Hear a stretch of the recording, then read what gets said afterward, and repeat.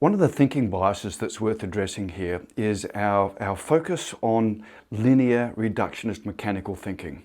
Wonderful skills, by the way, once again, very, very useful, but can sometimes get in the way of us accessing our innate curiosity.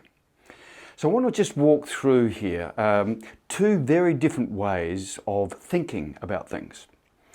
In the first one here, I use the word separate, but I'm not attached to the label here, it gives us a place to start. The way this works is here. Imagine I was to stand in front of you and say, I'm going to talk about curiosity, obviously a favourite topic of mine. What these separate people would do, the moment they heard me mention the word curiosity, is that they would flood their random access memory, they'd flood their short-term memory with everything they'd ever heard about that topic. So they saw Curious George videos. Hey, the Mars rover, it's called Curious too, it's interesting, and on it goes.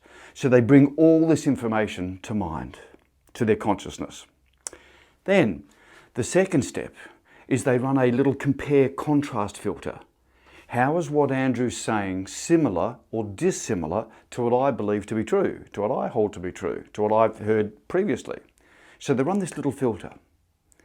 Now, if you think about it, that suggests that the way they listen is quite specific. Now, I've done a bit of research on the history of Western thinking, and invariably when we do that, you end up back with the Greeks. And 2,500 years ago in Athens, there were a group of people called sophists. They were wordsmiths. They could argue that black was white and they'd win convincingly. And so Socrates and his colleagues, they saw this as a bit of a threat. This idea that people could just use words to sway people's opinion. And so they developed a methodology for this. And the methodology was fairly simply, when you listen to someone, you listen for a flaw, an inconsistency, a weakness in their approach. And the moment you identify one of these, you challenge it with a question. Well, hang on, what about this? And then you sit back and you listen again, but once again, I'm listening for a flaw, an inconsistency. Oh, there's another one, and I question that. The idea being that eventually, through this process, we will get to the truth, the absolute truth. And so here we talk about listening for flaws. And what this begets, this process here, is this wonderful skill that we all rely on called critical analysis. Absolutely wonderful skill. No one would suggest otherwise. The basis of most of our thinking, our engineering thinking, our legal thinking, our political thinking. No one could get by at work without using some critical analysis. Our relationships, everywhere, analysis has a role to play. And there's an also. So let's just leave that for a moment. We'll come back to it in a sec and talk about a different approach. And this one we'll call connected. And I'd like to start this side by asking you a question here. Imagine if you had an opportunity to speak to a group of people, 20, 30 people, and you were excited about it. And you came to the front of the room and you were ready to go. How would you like us to listen to you? Would you like us to listen for your intent, or would you be happy for us to listen for our interpretation of what you said? I know that sounds a little bit weird, intent, interpretation. Well, I would suggest that listening is always and only about listening for intent. Interpreting what someone has said, perfectly valid, wonderful skill, but that's not listening, that's interpreting. Right? That's judgment, that's analysis. It's a completely different thing here. So what the connected people do, the way they start a process, is by clearing their head. Step one for them is not flood their random access memory, but the exact opposite. They don't want to have anything up here when they sit down to listen to someone. They don't want to contaminate the space with their own thinking. So temporarily, they just clear their head, they put all of that aside for a moment so that they can be present. Having done that, of course, there's nothing to compare and contrast with. There's nothing there, so they jump straight to listen. But of course here the listening is quite different, because now rather than listening for flaws or inconsistencies or gotcha moments, they're listening for intent. They're listening to agree, temporarily. Now, how might that look? Well, you've probably picked up by now that I use a lot of metaphors and stories and analogies and whatever I can to convey ideas to people. And what I find oftentimes is that the separate people, I'll be halfway through an analogy and someone will go, hang on, Andrew, that wouldn't work if it was a Thursday. That wouldn't work if they had rubber-soled shoes on, or they would find an exception somewhere. Whereas the connected person would respond with something like, okay, not a particularly good example, but I get where you're going. I can see where you're going, so don't worry about that, keep going. And there's more generosity of spirit on this side. So they go to listening for understanding, listening for intent. Now, here's where I think this really gets interesting. Who's ever had a problem that you couldn't find a solution to? I can imagine that everyone could say yes to that at some point. We've all had some of these kick in from time to time. What these people do, the connected people do, is quite different to analysis. The best word I can find to be the opposite of that would be reflect. That they reflect on things. Now, what's the distinction? Well, to me, analysis is very computer-like, if you think about it. It's process-driven. Data comes in, I process it with a whole bunch of software, I draw lots of energy to do that, right? Get the fan going and all the heat and everything to process the energy and spit out a result. Reflection, on the other hand, is very passive. It's not process-driven. Very, very passive type of thinking. I ran a little workshop, a culture workshop for Google in Tokyo a few years ago. And I was talking to one of the Japanese managers there, and he was just reflecting with me on how things had changed. And he said, you know, back when I was a younger man, if you walked past someone's office and you saw them typing at their computer, you would interrupt them. That was considered not particularly important work.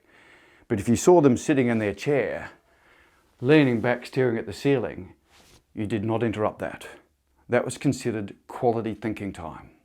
Right? Interesting. So they put a lot more value on reflection than on analysis. We'll come to that. Now, here's the real tell for this one here. By going through these steps, we create the environment for insights to occur.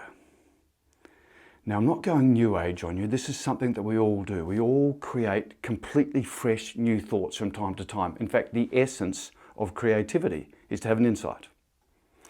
The distinction, if I can just make this clear now, between an insight and intuition. Intuition is where we get a feeling in the body that, I kind of get this, but I can't quite get my head around it. I can't quite express it clearly. So intuitively, we know that something's there. It's on the tip of our tongue, but we can't get it. And insight, on the other hand, is we see it clearly. We can express it very, very clearly. We understand it easily. So let me give an example of what I mean by insights. I'm going to give a garden variety, simple one to start with. See if you can relate to this. You've lost your car keys. You've looked in all the obvious places. You've started to get a bit anxious and a bit frustrated. So you've started to, open drawers up and you're getting more frustrated, and maybe you've thrown a few things around, and at some point you just give up in frustration. You might have even walked outside the front door. I've done this one. Walked out the front door and tried to jog my memory by retracing all my steps, but nothing happens. So I give up. I go, okay, I'll make a cup of tea. And I plug the kettle in, and almost in doing that, I get now I remember where they are. They're in my old suit coat or whatever it may be. And we just get this sudden insight into a solution to the problem. Now, that's a very simplistic example, but it does explain this idea that these ideas pop into our head at a particular point. But let's do something a little bit more realistic here. Let's imagine a scenario. You've been frustrated by a relationship issue. It might be a personal relationship, it could be a workplace relationship. You've been dealing with this for days or weeks. And maybe it's not even a relationship issue. It could be a business process issue, or an educational issue. But you've been frustrated. And every time you run it, it feels like it goes full circle. It feels like you get no traction on it. You just end up back at the beginning. And it's quite frustrating. And then one night, quietly, you're lying in bed, maybe just reading before you drop off to sleep, and out of nowhere, bing, you get it. You see it with absolute clarity. I know exactly what they were trying to say. If only I had said this when they said that, this whole issue wouldn't have happened. And we see with great precision exactly what the issue was and how we might resolve it. Who's had one of those? I would argue we all have. We've all had experiences where we've generated these great fresh thoughts. So my question is this: where were you when you had that?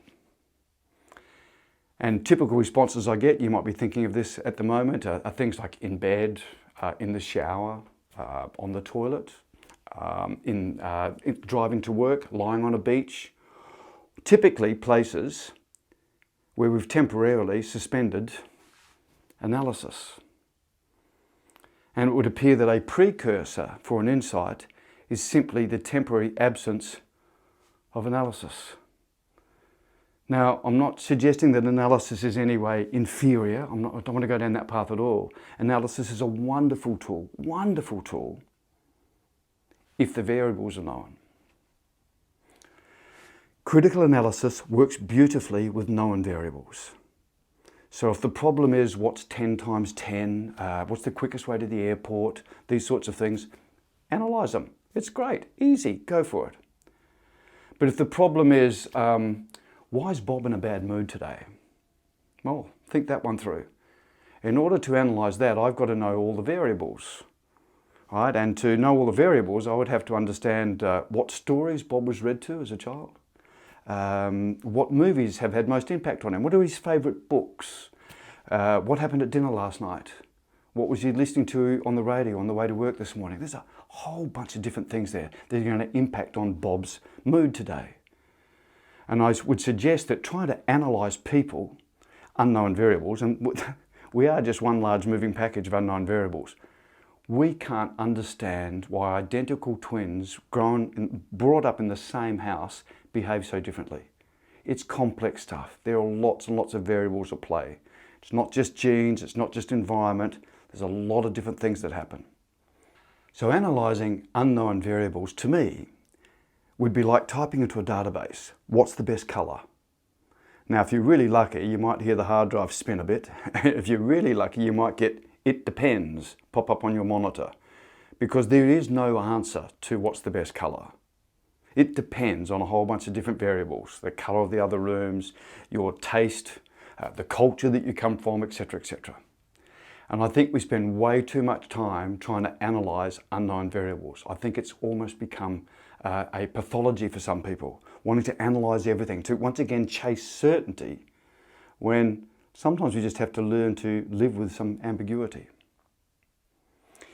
The other thing that kicks in with our analysis is the importance of memory, because to analyse something you have to access your memory. So what's 10 times 10? I need to access my times tables. What's the quickest way to the airport? I need to remember the way to the airport, or I could remember that there's Google Maps or whatever. Great, fantastic. If you believe that we have good memories, and here's a whole other conversation.